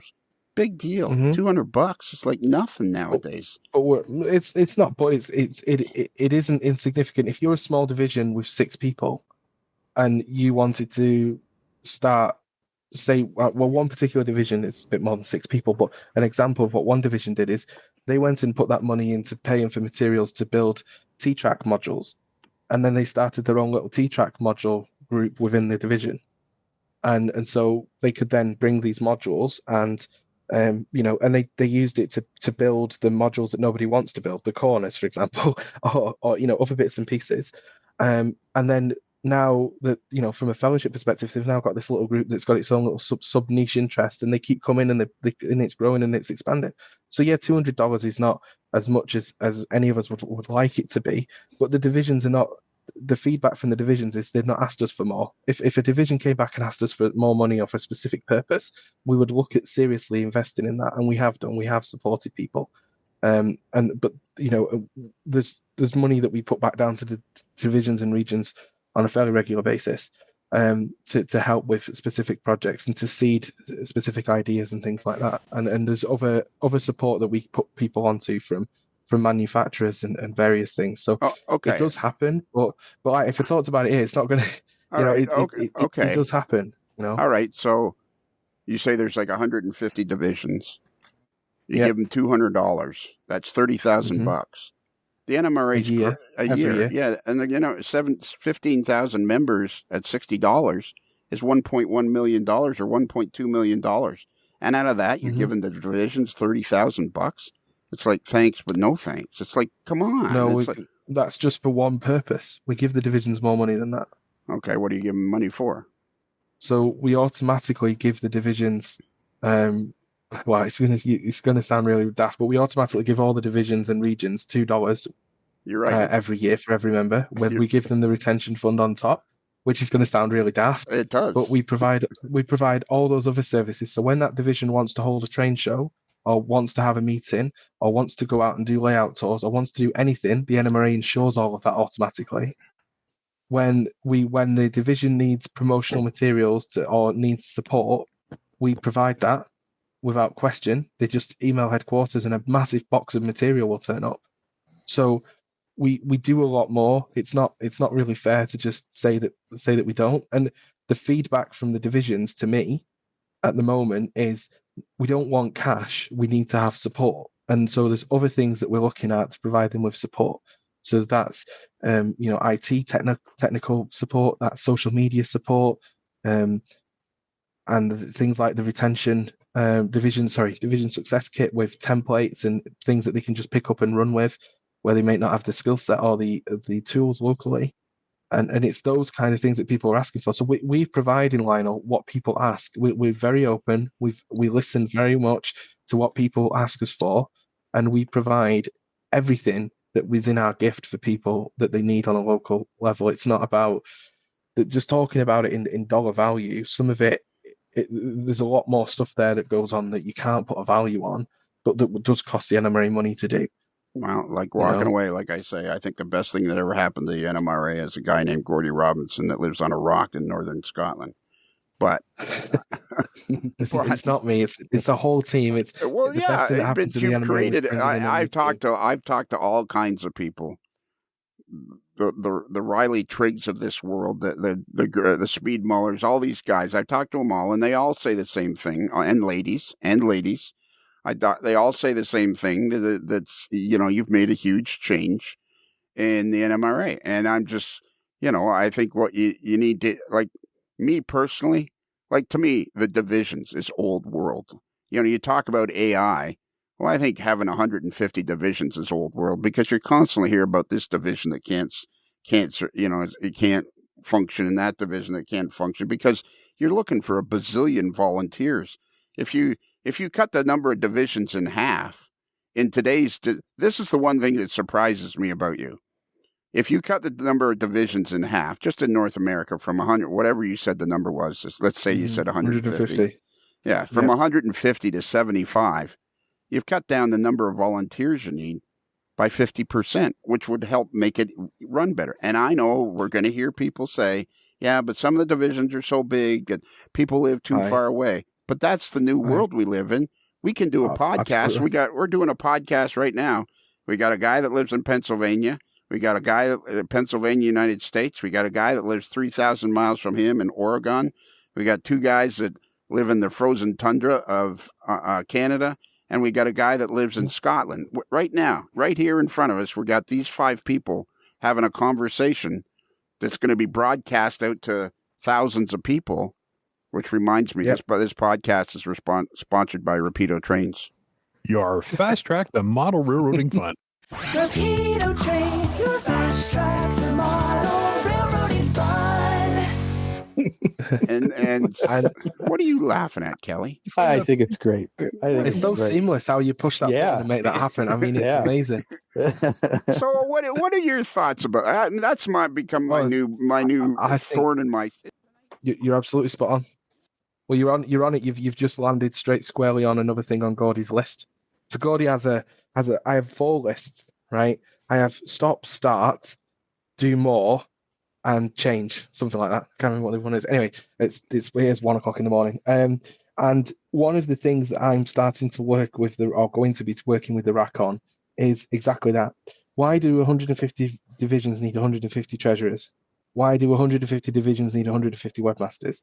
It will be better if we pool those resources at regional level to start with. So that's something that we're going to look at how we can do that and enable that, because we don't need all these army of volunteers. It's not to make the role less attractive, but it's better if we do it as a team to support a bigger group. And a lot of our regions have naturally started to do this, but there's one region in particular, and I won't name them, but they were struggling to find a general counsel, so a lawyer to just do their basic. And every single region in the NMRA needs support with some kind of legal documentation. And I just simply said, have you not spoken to the neighbouring regions to ask if their general counsel will provide you with support? And it was as if I'd, come off the moon. And that's just a basic thing that it didn't take me much brain power to think that up. It's those simple things that we've never done. We've never worked that way because we only discovered the internet in 2020. Remember? Yeah. So we've never worked that way. Now that's funny. We only discovered the internet in 2020. Now that's funny. Yeah, it's true, but it's funny. Yeah, tragic. Tragic. Yeah, that's what it is. It's tragic because a lot of divisions report more people attending virtual meetings than in-person meetings before, where they started doing that. Well, that started to roll back a little bit now, but certainly in North America. But certainly, I think that's something that we're going to look at. It'll be definitely something that we explore as part of this leadership summit next year. I think the traditional model of having a local group of modelers to work together to improve everyone's enjoyment of the hobby or fellowship isn't going to go away. But the business side of that, the onerous, heavy burden of administration and bureaucracy, that needs to change. And that's something that we're definitely looking at, and it will change. I mean, if you look at my list, you think we're going to completely change the organization, and we are. I mean, we absolutely have to look at every single thing that we do, examine it, see whether we should do more of it, or see whether we should change it, or see whether we need to stop it. And then we also equally need to go, right, okay, what do we need to start doing or keep doing? And we're looking at all of that. Nothing's off the table. But this is a big burden, and it's a common theme that people feel that they've got to have all these different people in these roles, and they can't be in both. And it's not the case. It's absolutely not the case. We've got a smaller pool of people, so we need to help make sure that we use that pool in the best way, and that's what we will do. Some people won't like that though, and they'll feel that it's in some way being impinged, and it won't work for everybody. But these small divisions that struggle, it will help them immensely. Now, another thing that's been sort of on and off, and I think the idea is to make it accessible to vision. What's happening with this EduTrain program? That's been kind of slowly rumbling down the track for years. And what's going on with that divisions might be able to, regions might be able to tap into? Well, I think that model went away with COVID. We're still doing it. People still go and provide other people's content, but why would you have somebody else provide someone else's content when you could just get that person in on Zoom? So yep. I think the EduTrain program needs to go through a transition and development, and that's why we've got this group looking at what are the right technologies for us to use, because I don't want us to just do a me too. I don't want us to just do what's relevant today. I want us to look at what's going to be the norm in 2 to 5 years' time. So we're having a look at that, and I think there needs to be a national education program for the NMRA, 100%. It's just how do we do that in a sustainable way with volunteers? That's something that we're looking at, and we're looking at all kinds of learning management systems. Martin Jenkins out in Australia, he works in a technical college, so he uses all this technology on a day-to-day basis. He's leading that research effort. He's looking at that, and Fred Soward, who's the central district director, Fred Soward MMR, who's the central district director, he's also going to be coming in and working with Martin on how can we deliver using today's technologies. But we're definitely looking at that, and that will be coming. A lot of people talk about having mentors and this, that, and the other, and I think we that's important. But just getting the basics of education right is important. So EduTrain is a program that's still sustained, it's still supported, it's part of the current long-range strategic plan that I inherited. But the next iteration of that will be something completely different, I think, and much more accessible. So support divisions. Gordy, no, sorry. Go ahead. No, go ahead. Yeah, Gordy, I had a question. If it kind of goes back to something you were talking about a while ago, but I didn't get a chance to ask it then. But you mentioned about the feedback you got from people who have left. I think that's a great idea that you had. What, if you can share that, what would you say are the top reasons why people decide not to rejoin? Currently, the top reason is that people are getting out of the hobby because of having to downsize or age. Because the average age of NMRA membership is 69. Wow. That's the top reason of the current membership. The other reasons would be price, which we know is something that we've got to do something about. Hence, they're looking at being able to do a monthly option that will reduce at least the cost on a month-by-month basis. And then the other reason, the most common one, is that they didn't feel that they were getting any benefits because they didn't engage with anything. So people came in and went out, and we have a lot of that. Unfortunately, we have a lot of people that come in and go straight out the door again because we don't pick them up and make sure that they're looked after. I'm grateful you joined in order to go to a convention, because that's a great way of keeping someone. But if someone just stumbled across the NMRA online and joined, and no one ever reached out to them, and they never noticed the partnership program on the website, and they never went to the division meetings, and they never went to a convention, they're just going to revolve straight out again. And so hence why we're looking at the onboarding side of it. But those are the top 3 reasons for people leaving. So it's age, getting out of the hobby. It's the cost. Essentially, is the cost of the membership. It's too much for them in their current fixed income budget. Or it's it's that other thing if they didn't feel that they got the value from the membership. Because they never spoke to anyone. So you mean age as in people are dying? Is that what you mean? Well, there's a lot of people that are a lot of members of the NMRA in their 90s, and they're going, I don't think I'll be here for another 12 months, so I'm just tidying up my affairs. Or they're down. What's that? A lot of people do that. I understand that, but I guess I would just imagine myself kind of being like, well, I'm never quitting the NMRA, so whatever, I'm going to die eventually, Yeah, but a lot of people like to put their affairs in order, and that's just part of what they do. It's just a shame that it's so many, because I wish they weren't, and I wish we spent the last 25 years recruiting younger people. Yeah, exactly. Exactly. And not only that, it goes back to the fellowship thing.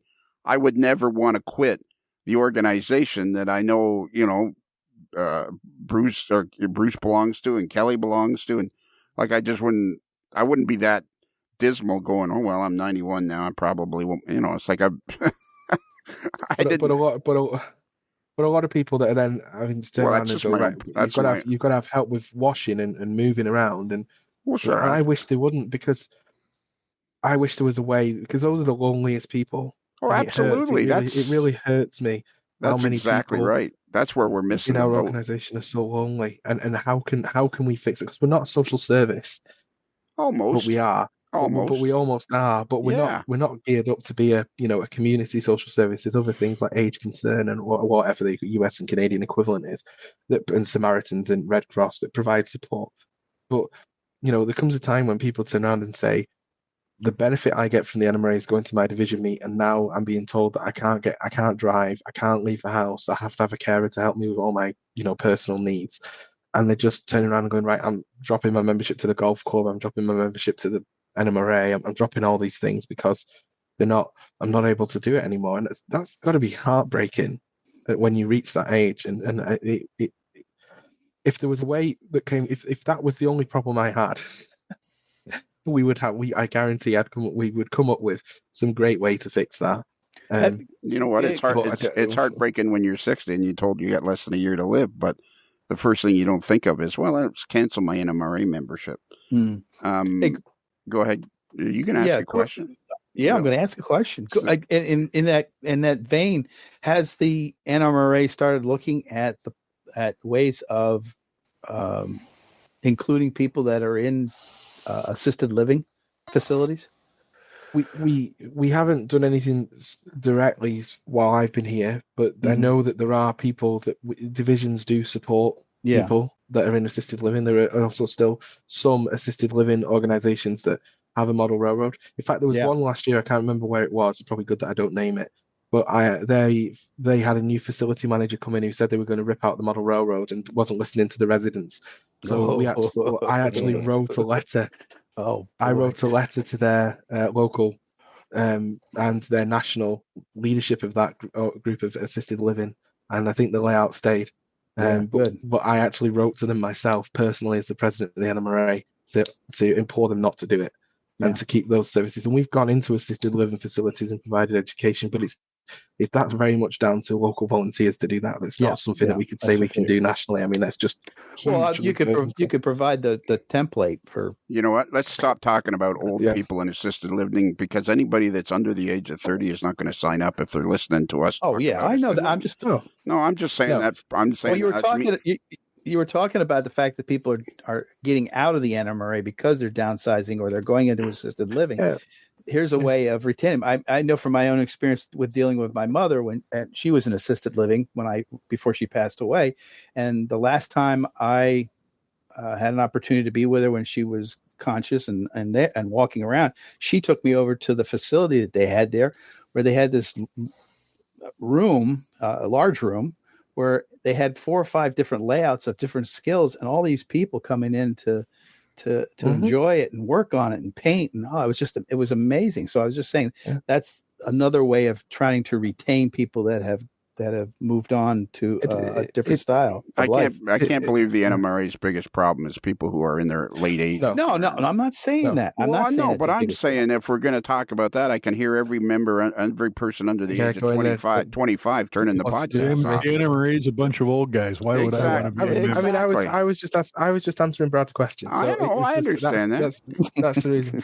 But in terms of younger people coming into the hobby, there's a significant number of people in the hobby that are younger, and a huge number. There's a huge number, and they tend to be. It's not true that younger people are not joiners.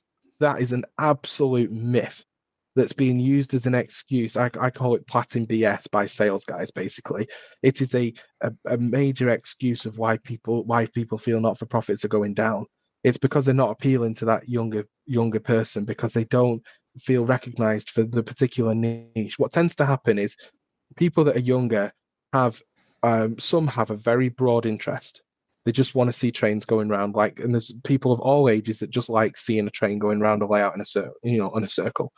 But my experience is a lot of younger people coming into the hobby are really, really knowledgeable about how the real railroad works, about how to do different techniques from either doing military modeling or some other aspect of artistry. And they have a real interest. So you see a lot of young people at Amherst, a lot of young people, and they are buying fistfuls of models. Their bags hanging off everywhere. They look like a bunch of people going to the January sales, right? But it looks like it's Amherst is model railroading's Black Friday. So you see them buying tons and tons of stuff, and we will find those people. They'll be members of FREMO communities, the modular communities that allow them to be part of a big layout, but they don't need a huge amount of space. We'll find them at RPM meets. And so it's making sure that we're making that connection with those people by being present where they are. And then when they come to be part of our organization, that we acknowledge and listen and support them. You've got the Jordan Kramers of this world. You've got young Jacob on NMRAX, who was at Grapevine with his parents, and he's having a whale of a time. You've got G4, myself, Lucy, who's now doing our social media. There is so many of us. Tell us about her. Tell us about her. And by the way, before you start pointing the finger we got to get more younger people involved. The president of the NMRA isn't even 40 yet, so don't be pointing the finger at us. We don't need to get more younger people involved. We just need to get more model railroaders involved. It doesn't matter. There you go. It doesn't matter who you are, what you look like, how old you are. I don't care. I really don't. It doesn't bother. I'm not interested, and the majority of the NMRA isn't interested.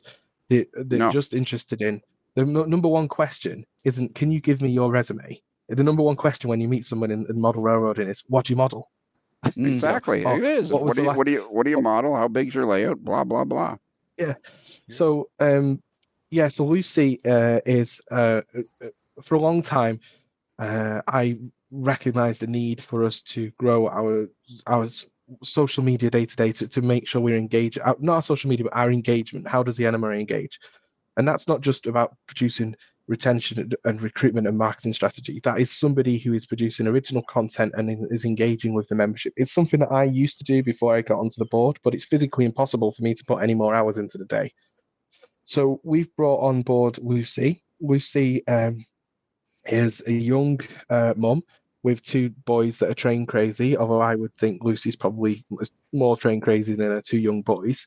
She used to run a railroad museum in Meriden, Mississippi, and then she was relocated for her husband's job up to Memphis. And so she works for us now doing our social media. This is just a new thing. She just started with us at the beginning of September. And already she's out there and got engaging with loads of people. She's going to be putting out content. She's going to be making sure that we're sharing events and activities. She's going to be helping us make sure that the events that we do, the bigger ones like Amherst, that we have a better level of engagement with the public. We've also got, there's just loads and loads of things that Lucy wants to do that is on my list of things to do as well. It's unbelievable. So watch this space. It's going to be really exciting. But Lucy's young. I'm not going to say how old she is, but she's young and she's got a young family. And she's going to be helping us engage with everybody in a much better way. It's not just about social media engagement; it's broader than that. Well, why can't you tell us how old she is? Look on her resume. She's 21. I'm not talking to you, Kelly. I just love it. I just love it when all women in model railroading are 21. Yeah, there. Whoa, nice one. Yeah. Did you join the Women in Model Railroading SIG? Special interest? Me? Yeah. I'm member number 1. Why would you join? It's a woman's group. Leave them alone. They don't want you there. So, there is no way I will ever join the Women in Model Railroading Special Interest Group. I'll be happy to donate every year. I'll be happy to donate the amount that the membership is, but I am never joining it. It's the women's. What men? So you're missing the point. I'm not missing the point at all. You're missing the point. So listen, let me explain. You're absolutely right. It's not for us to in any way take a leadership role in that organization, in that group. That is their group for women in model railroading to grow model railroading. This is our turn for us to be the ones that go and fetch the donuts, for us to be the enablers, to do whatever is required in the background to make sure that they can focus on enjoying their hobby and enjoying whatever it is they want to do. And that's why I'm a member of it. Okay. I'm there to support the women in model railroading. Okay. That's why I'm a member. It's exactly the same as what you've just said, saying, "Oh, donate any money to them. I'll do whatever." But this, you have a history in model railroading, don't you? You've been in a model railroader since you were a kid. Mm-hmm. Is this not a true statement? Throughout the years, when there was layout open houses, there's conventions, there's day, local train shows, blah blah blah. It's not uncommon for the wives of the guys that are either have the layouts or running the shows or running the meets. It's not uncommon at all for them to be very, very supportive and help in any way they can. Would that be a fair statement? Yeah. And how many of them belong to the NMRA? About 0.1%. No. So it's like follow their lead and don't join. Just support them. No, we have. You're way off it. I got two things left to cover, and then we're going to go. The next thing I want to cover, and it's about conventions. And I think this will be a nice segue into the next part. Brad? Okay. Yes. You're a learned man. You're a man of higher education. Okay.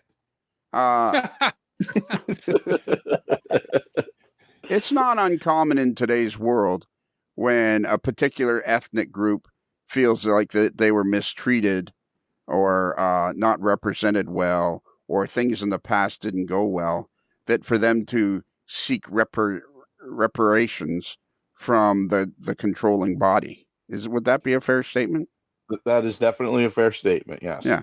So, Gordy, in 1986, the National Convention was held in Boston, Massachusetts. And the train show was nothing but a disaster. It was a disaster. I mean, they held it in the parking garage.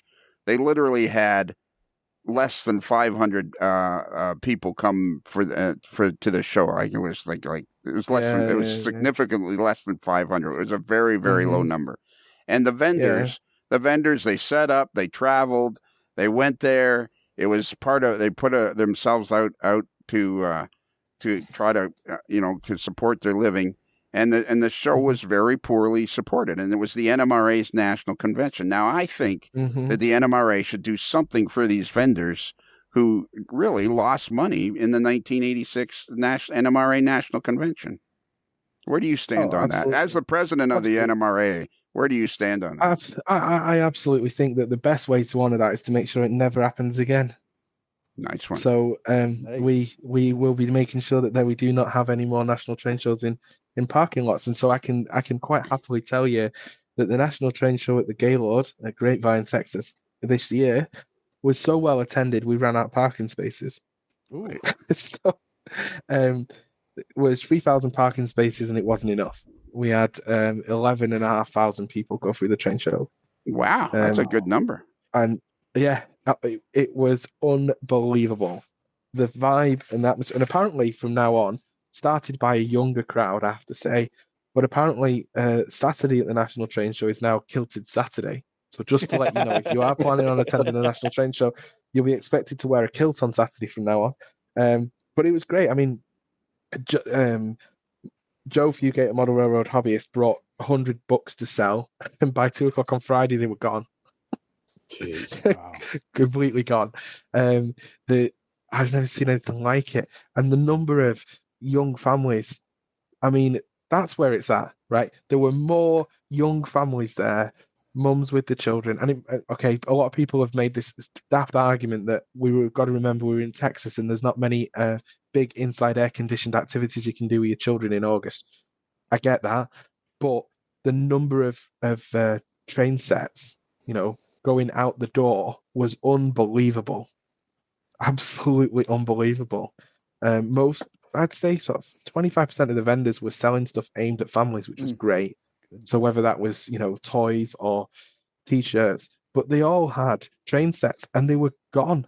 Come Saturday afternoon, I had a wander around, and where there'd been these vendors with 50 different, 50 train sets in the booth, they were gone. Wow, just completely cool. gone. Wow, cool. I mean, it was mental. It was just crazy. Absolutely crazy. And why do you think that happened? Because what did the convention had like around 1,000 people as registered? 950 at the convention. Yeah, well, that's around 1,000. Did you have to correct me? I was close. I said around 1,000. No, because someone will correct me if I say 1,000. If I say 1,000, someone will correct me. So I've just got to be transparent. Okay, yeah. Well, yeah, except accuracy is of no concern here. Speaking of shows, I hear that the board of directors are going to have their meeting at Springfield this year again. What kind of feedback did you get from this event last year? John Sacradotti joined the NMRA. Oh, boy. Wow. I mean, what kind of feedback did I get? Unbelievable. I think that really the message that we've got to tell people and what we show to people is how much the organization's changed. And we do that by having a 20-foot by 20-foot booth at the train show at Amherst, where we're talking about the organization and the hobby. And it was really, I can't tell you how massively well received by people. We've got to, there's no point. We used to, the NMRA used to go off to a hotel in Atlanta at the airport and hide away. And maybe a dozen local members would come and sit in the board meeting. And not everyone wants to sit in a board meeting, but people do want to be able to ask questions of their national leadership and suggest their ideas and be visible. And there's no better way to do it. And so, whilst there's lessons that we learned from it and things that we probably won't repeat, like having tons of different parts of the NMRA represented in the same booth, it was really, really, really well received. And we recruited more people at the train show in Amherst than we recruited in that part of North America in the whole of last year. So it was very, very beneficial to the NMRA, and I think we'll be repeating it. Well, we are repeating it again next January, and we'll see where we go from there. The NMRA is also expanding its support of the Amherst show, so we'll be looking at providing some, if not most, of the clinics that take place in the 2 days before the show. As well as while we're out and about around the show, we'll be having more visibility for people that are part of the NMRA's partnership program. So So you're having how are you going to make it? Yeah, you're getting heavily involved in with the Amherst show, which is good. Do you know who Dave Owens is? Yes. Okay. Yes, Bruce, can I ask you a hypothetical question? Bruce. He's on mute. Bruce. Hello. Sorry, I was on mute. I was yelling at the dog. Can I ask you a hypothetical question? Go ahead. Hypothetically, and I'm speaking strictly hypothetically. Yes. If you were ever elected to the board as the North American Director at Large, yes, where do you stand on this 1986 Boston Convention? I think probably most of the vendors who are there are long gone and push up daisies, so it's inconsequential. Oh, okay.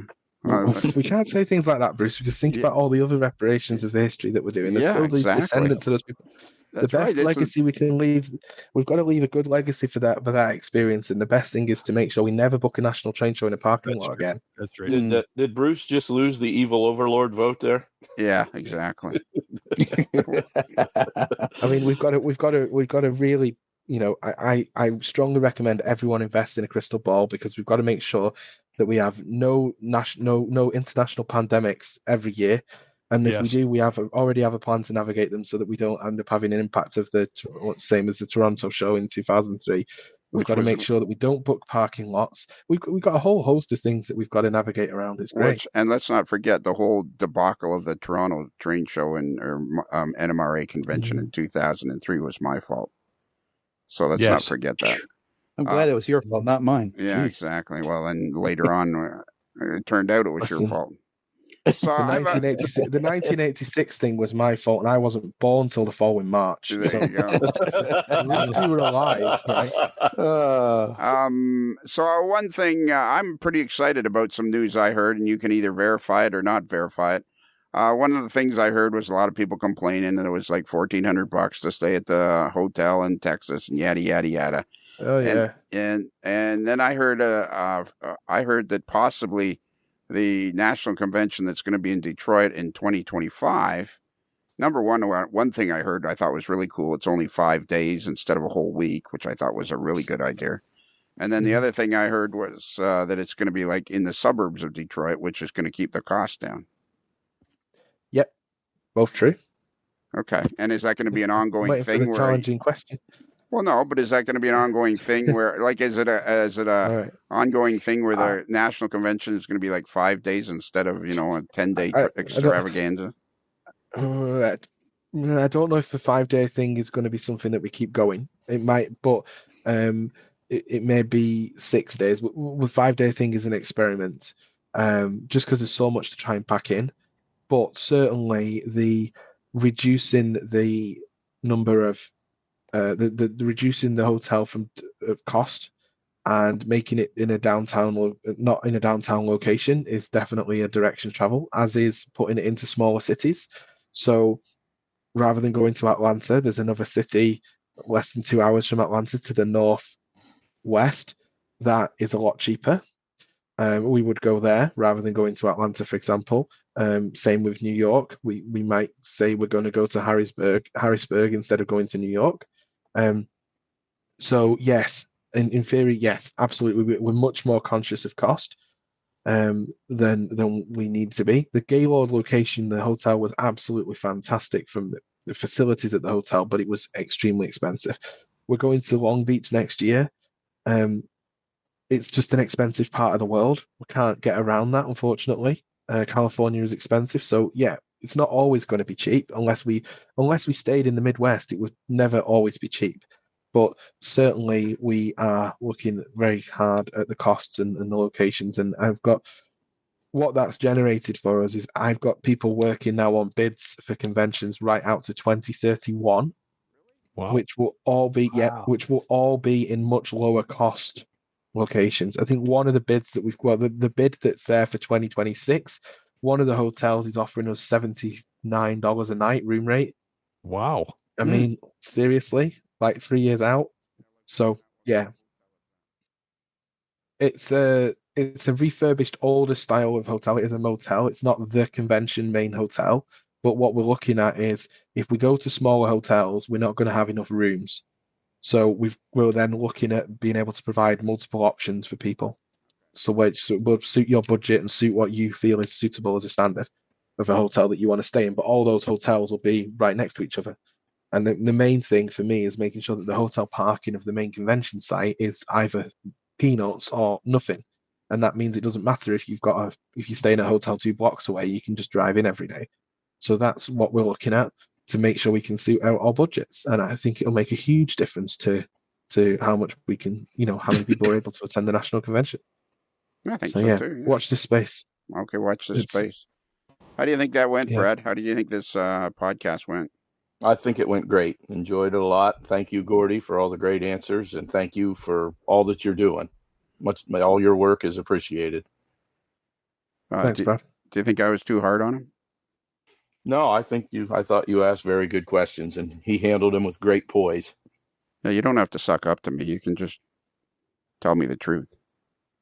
No, I thought your questions were good. I'm telling you the truth. I don't know. I would think someone with the nickname Evil Overlord, that's someone you should probably kiss up to a little bit. I don't know. Yeah, that's probably, yeah. That goes back to my old story I've told on here before. It's like I started my business when I was like 25, 26. And for the first 10 or 15 years, I was like, I'm going to be a hip young guy. I'm going to be a business guy. And, I'm sucking up isn't going to. And then as the years went by, I started to realize that some employees are really good at sucking up. And I started to become okay with it.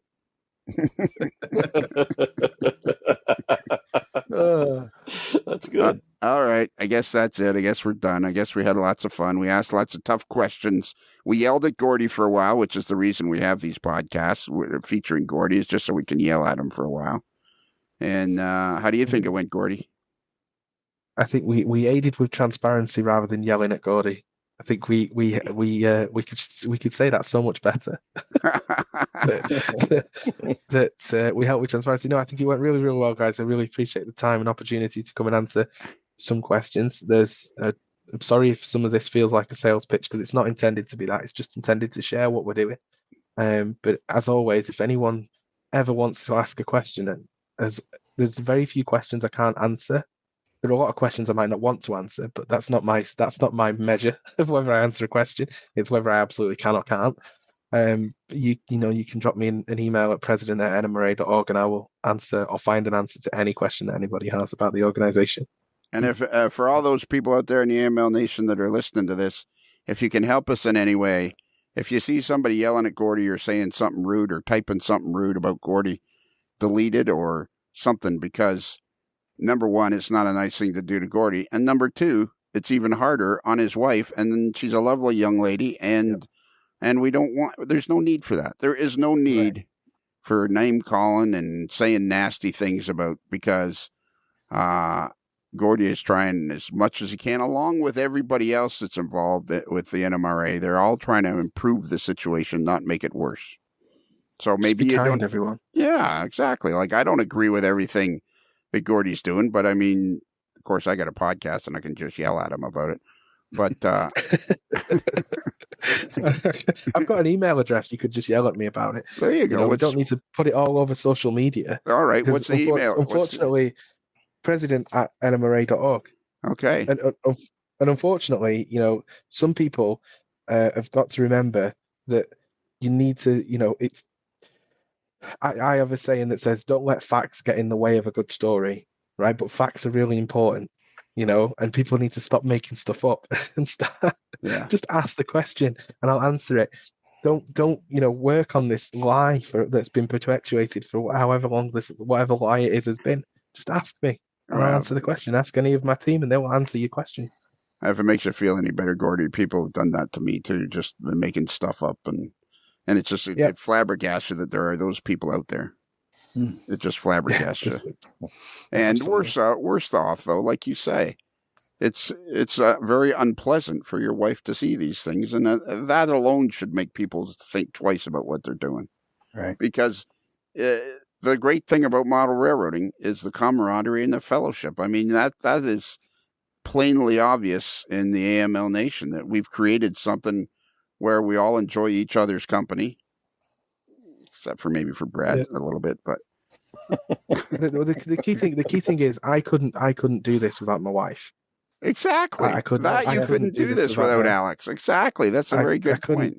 And people need to remember that. Right. And it's hurtful for her when she's seeing me spending every evening, all evening, or missing things that we should be doing, that could be doing with the children. Yeah. In order to do an NMRA meeting or whatever, and then seeing stuff like that, it's just not nice. It's not nice at all. There's no need for it. And let me tell you, folks, this guy has got he's got the NMRA is front and center in his sights to make it a better place, and you are making it a better place. It's a fun place to be. And John, just before we go, or John, I was thinking of John Doring, because there's a guy with it. We got to get him back on here too. Yeah. Brad. Yes, sir. If you think I'm using you as a whipping boy here on the old AML Nation, I want you to know that that's not true. Okay. I just don't like you. Got it. That feeling is mutual. The leading with kindness goes out the window already. Well, it was a good run while it lasted. Apparently he wasn't listening to you, Gordy. Yeah. No, that's fine. Gordy, you should see our text from the last week if you want to talk about leading with kindness. Well, yeah, like I insulted him like a week ago and I got nothing back, and then I had to send him a text. I said, well, it's no fun insulting you if you're not going to insult me back. Yeah, I mean, I always have to be very careful, because apparently some words that we use in Scotland to say hello to our friends are highly offensive in the United States. So I always have to be very careful. This is true. That's true. Well, and here's what this wasn't meant as an insult to Brad. It just was, I was stating a fact. I don't know what's wrong with him, but I bet it's hard to pronounce. But whenever I want to relax, I listen to the Marcel Marceau podcast. That's a beautiful one. I don't think many people got that one. I don't know what that is. See? Yeah, Marcel Marceau is a very famous mime. Oh, okay. Oh, God. That's funny once you explained it. Yeah, it is. Yeah. Kelly, can you give out our email address? Yes, if you want to reach us through the wonders of email, you can reach us at modelerslife@gmail.com. That's models with one L like railroad, not two L's like Kelly. Or Orkney. Orkney doesn't have any. Gordy doesn't have any L's. I know. Yeah. Gordy doesn't have any L's. Robinson doesn't have any L's. It's a mess. I was working on it. I couldn't come up with anything. And if you didn't catch this, and if you didn't catch that email address, remember the best way to cheer your, when you're down in the dumps and things aren't going your way, and you need a little pick me up, the best thing to do is go to Rapido Trains. You're a fast track to model railroading fun. If it's N, if it's HO, the fast track is Rapido. So if you didn't catch the email address, go to our website, A Modeler's Life, and click on the picture of the moderately agitated mailboy in a particularly agitated state. And boom, the email address comes up for you, and all you got to do is fill in your text and send us off an email. And send us an email about this because we're interested. We're interested about it. Hey, Brad, did you like this podcast? I liked it a lot, yes. Well, if you like this podcast and you'd like twice as much podcasting a week, you can... How is that possible to get twice as much a week? Well, you go to our website again, A Modeler's Life, and scroll down a little bit and click on the Patreon link, and it'll take you to a page that explains to you that for just a few cents a day, right now it's 16 cents a day, but eventually that's got to go up a little bit because everything goes up a little bit. For just a few cents a day, you can get twice as much podcasting. You can get our Tuesday podcast, which is kind of our down-home, earthy channel where we just have fun. It's like sitting on Aunt Bee's front porch. It's like sitting on your grandma's front porch after Thanksgiving dinner. It's just a relaxing time where you fight with your relatives and stuff like that. It's much fun and lots of people, and the people over there are all part of the AML Nation, and we have a great time. What else do we got to talk about? Oh yeah. Hey Gordy. Hey Lionel. Hey Gordy. Yeah. Have you ever wanted a T-shirt with a hot dog on it? Yeah. Well, is it like a real hot dog just like taped to it? Just as an emergency ration or what? Yeah, that's right. It's a hot dog taped to it. If you go to Midwest Model Railroad, who sells and you go to Midwest Model Railroad and scroll across the menu bar to other, and then open that window, click on that drop down tab, and AML Shop is there. And you go to AML Shop, and boom, you're in a wonderland of AML merchandise: hats, hoodies, mugs, T-shirts, and in there you'll find a T-shirt with a hot dog on it. So that's what you want. And also, you know what I saw? I saw a clip from a Dirty Harry movie that starred Clint Eastwood, where he said, "Why would you eat a hot dog with a ketchup on it? Nobody eats a hot dog with ketchup on it." Even Dirty Harry said that. So, I mean, that just, don't put ketchup on your hot dog. Okay. And the other thing is, I was talking to Denny Yelsma from Yelsma Graphics, and they're going to start embroidering shirts with AML on it. So if you're looking for a polo shirt or a jacket or something or whatever and you want an AML embroidered on it, you can go to Yelsma Graphics and check that out and see how that goes. Because I think our friend James Henry got a bunch made, and then he was asking me, I said, hey, you know what? Put it on your website and start selling them. People like those. I think that's awesome. It. I think we've covered everything. I think what you need to do is you need to go and speak to Michael at Bespoke Rails and see whether you can get one of his big whiskey barrel ends done with the AML logo on it. That'd be really cool. That would be cool. What did you call it? The product is like they call them whiskey barrel ends. No, but what was the company? What was the company? Oh, Bespoke Rails. How do you spell that? Which bit? Rails or Bespoke? You talk like it's Boston Blue and suck. Blah blah blah. I can't understand the word you're saying. So what? Spell it. It sounded like you said Bespoke Rails. That's right. You got it. Yeah. That's exactly right. Is it BESOSPOKE Rails? Yeah, Bespoke. Yeah. Bruce, can you help me with this? It is bespoke, just like you spelled it. Bespoke. Okay. Okay. Yeah. Which means basically custom built. Yeah. And Michael will be at Michael. You should check out his website, which is bespokerails.com, and he will be at Amherst for the first time. And he's got some really cool stuff. But it'd be really cool to do his big wood signs with the AML logo on. That'd be absolutely awesome because they're round and the AML logo is also round. So it works really well. When can I expect one of those to show up, Gordy? What do you mean? Well, you want me to steal your logo? And I want you to buy me one. Would it kill you? Would it kill you to buy me one? Yeah. I'll buy you one if you'll do them. Yeah. Yeah, they're only $100. Do the licensing. It's only $100. If you can do the licensing agreement, it'd be sorted. Yeah, you can. You get me. We should do that. All right, that's it. We're done. We're out of here. Are you ready, Gordy? Ready for what? So remember, I know he never listens to the podcast. He's always on here, but he never. He's so listens. busy. He's so busy. That's He's a very true. busy person. Yeah, but he's got like a 45-minute drive to work. He got a new job. Have a heck. I have got a new job. Yeah, that'll be an 8-hour plane ride to work probably. So then I'll be able to listen to podcasts again. But look, I go on my bike to work, and it's a Gordy style bike, so it's got a petrol tank, not pedals, and it takes me 10 minutes to get to work. I'm still listening to you guys doing the preamble of the podcast, and I'm pulling into the parking lot, right? So my whole thing of living on the mainland of the UK and sitting in traffic all day is gone. So yeah, it takes me a month to listen to 1 2-hour podcast going to work. So yeah, Okay, well, but on the plus side, Gordy, you go by the whiskey distillery on your way to work, so it's not all bad. Well, I've got to be honest, it's difficult when you go to work in Orkney on a motorbike. It's very, very difficult to go the direct route. There you go, for sure. All right, we'll see if you can play along.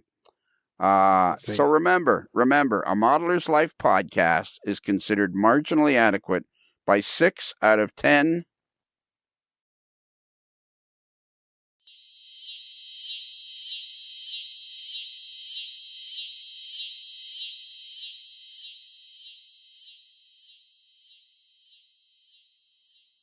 No, I can't do that one. Let me run through the list here. Yeah. Are you ready? Can you download which ones we not done? Which one will be acceptable to you? Yeah, they're all acceptable. Are you ready? You want me to try again? Yeah. So remember, that was Kelly that said yeah. Was I talking to you? No, I didn't say yes. Oh, okay. You can blame me anyway. Yeah, I'll blame you anyways. It's funny that Brad thought I liked him.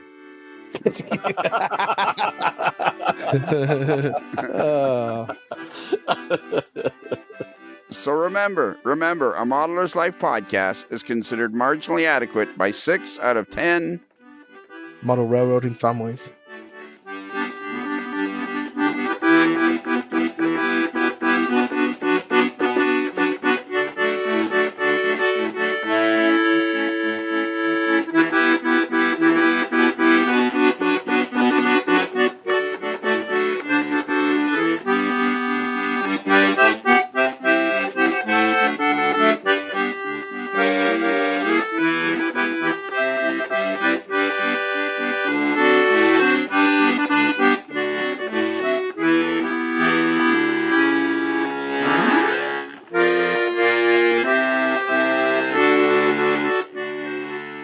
A Modeler's Life is sponsored by Because I Love Sushi. You could love any old sushi, but would it love you back? It's another Lincoln Homer.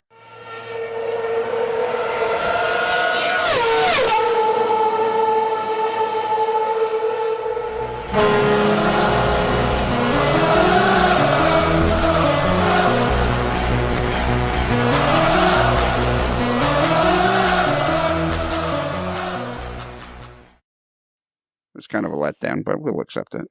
Well, I thought if I do Women in Model Railroading, you'll kill me again, and we'll bring that whole thing back up. So save that off when you get Michelle back on.